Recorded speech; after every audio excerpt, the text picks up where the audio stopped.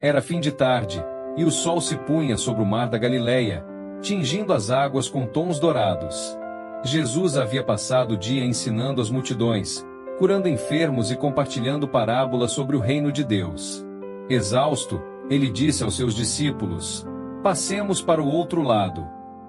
Eles subiram em um pequeno barco e começaram a travessia. O vento soprava suave, e o mar parecia tranquilo. Jesus, cansado, deitou-se na parte de trás do barco, apoiando a cabeça sobre uma almofada, e logo adormeceu. Os discípulos remavam em silêncio, observando o mestre descansar. Mas, de repente, o céu escureceu. Uma tempestade violenta se levantou sobre o mar. O vento rugia como um animal selvagem, e as ondas cresciam, batendo com força contra o barco. A água começou a entrar, e os homens, experientes pescadores, sentiram o medo tomar conta. As vozes se elevaram em desespero.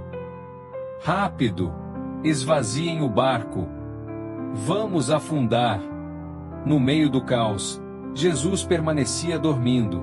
Finalmente, um dos discípulos o sacudiu e gritou: "Mestre, não te importa que pereçamos?"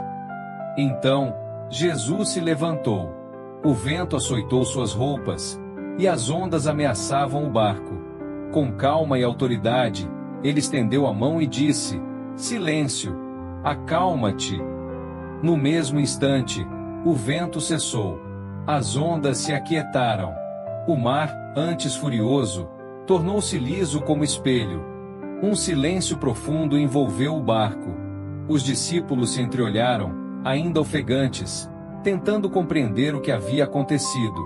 Jesus os olhou com ternura e perguntou: "Por que sois tão medrosos?